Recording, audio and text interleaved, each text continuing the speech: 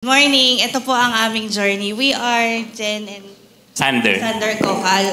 Thank you so much, God. Thank you so much, Lord, for the opportunity na talagang binigay niya sa amin. Thank you so much po, Pastor Nonon, Pastora Tini, yung kamukha ko. Thank you, Lord. To our dearest pastor, Pastor Lita and Pastora Tess. Our journey began December 2022. Sinabi lang ng pastor namin na Pastor Lito shared us that there is something great happening in Butuan. And what we did is we just believe. And then February 2023, I joined the Batch 6 Home Office Training, and that is the beginning of a great journey with the Lord, ministry and ministry. March 2023, God gave me a command to pursue home office and close my beloved restaurant. So meron po kaming mga businesses dati na we need to close just to pursue the home office. But true enough, God gave me 3 clients and everything is premium. So mas malaki po yung kinikita ko na sa home office over dun sa mahal kong restaurant. May 2023, ikaw na pala yun. Meron kaming script eh. Para mabilis. Ayan.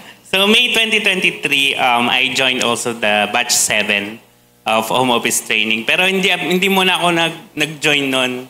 Biglang ko lang ng context. Kasi hindi po ako naniniwala sa home office. Basher po ako. Silent basher.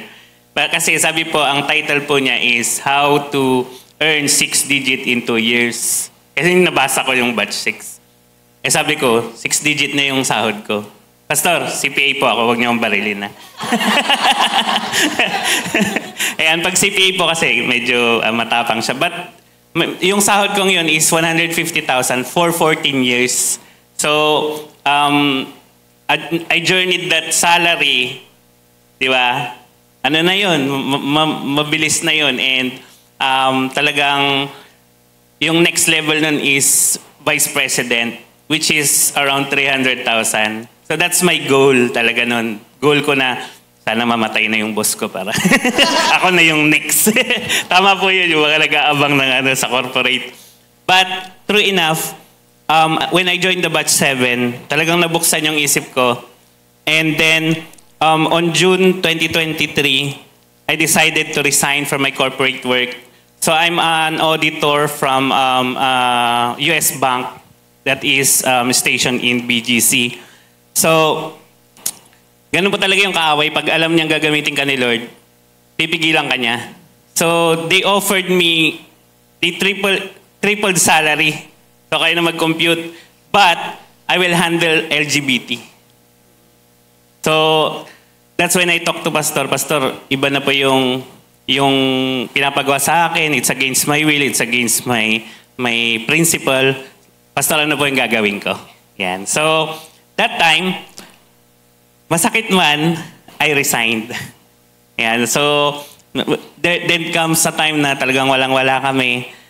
But, sabi lang ng pastor, kung ano yung kakainin ko, kakainin mo din. So, doon ako kumapit. Sige pastor, susunod ako sa'yo. And that's the time I believe the 2 Chronicles 20:20b. Sabi dito sa Amplified Version, believe and trust in the Lord your God and you will be established or secured. But this second line, ito yung nagbukas sa amin talaga a secret. Believe and trust in His prophets and you will succeed. So, ito yung kulang namin. Kasi we're corporate people, but we don't have time. So, when we engage to the home office, talaga meron kaming freedom of time and freedom of finances. And then, siya na. Hindi ko pa binasa. Ano ba daw? Ayan, okay. Actually, di ba may ano tayo, pag nag-resign ka, may 1 month. So that's a struggle. Hindi ako makatulog. Kasi pumapasok pa ako sa BGC, talagang ang tulog ko lang yung biyahe sa van. Pero, iba si Lord.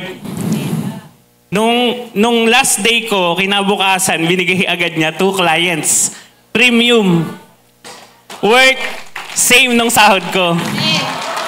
So, natuwa ako kasi walang tax. yung take home ko kasi dun sa corporate, may tax, may SSS, may pag-ibig. So, less 50,000, So, 100,000 na lang. Ayan. And we decided to apply the law of departure. Ayan. And rented a small apartment for our own home office, yung isang kwarto, tapos yung isang kwarto sa aming mag-asawa at sa anak namin. Tapos siya na yung magkukwento. For 2023, this is the first time we achieved our 6-digit first fruit.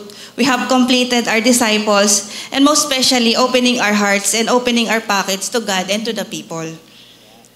Sabihin sa katabi mo, but wait, there's more. But wait, there's more. 2023 pa lang yung kinakwento namin, mga isang oras pa kami. 2024, just to fast forward everything, we joined the batch 9 to refresh our DNA, and we traveled 5 countries with our pastors, Pastor Dito and Pastora Tess. We could not really do it nung nasa corporate kami for 14 years. That's when we have the freedom of time to minister to other co-Filipino abroad, di ba? Tapos we completed our 12 and started building our 144. We are now helping 15 partners. So partners pang tawag na yun sa workers and counting. We started construction of our home office. No? We called it Bethel Home. Yeah.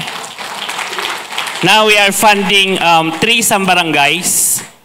Our gross monthly income is more than 500,000. Sige sabihin natin 700,000 monthly. So we have first fruit clients. So first fruit namin is the client itself. So I'm praying for more. We achieved our first 7-digit first fruit this 2024. And we achieved our first 6-digit church project. Almost ganun din siya. And siya na ulit. Our 2024 is mix of failures and success. Hindi po talaga perfect, but definitely, we are excited for more.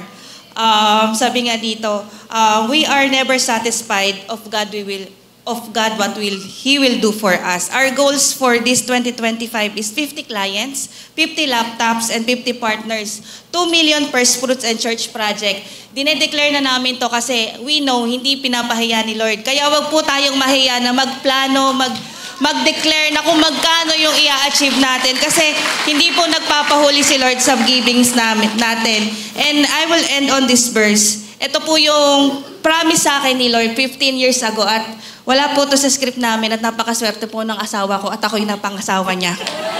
Amen. Sabi dito sa Genesis 12, 2-3 TPT, follow me, Sander and Jen. So kung hindi ka ako yung asawa mo, Jen lang to. And I will make you into a great nation. I will exceedingly bless and prosper you. Exceedingly. Amen. And I will make you famous. Hindi po lahat ng gwapo at maganda, nag-aartista, nagdi-disciple po yung karamihan. Amen. So that you will be a tremendous source of blessing for others. Kaya Lord, maraming salamat kasi when God gave me this word, hindi ko alam kung paano. At sabi pa dun sa 3, I will bless all who bless you and curse who curse you. And through you, all families of earth will be blessed. Ngayon, malinaw na sa akin na covenant with Lord, believing in your pastor's home office, everything is possible. Thank you. Maraming salamat po sa privilege na to at more to come at kayo na po ang susunod. Thank you so much. Thank you po.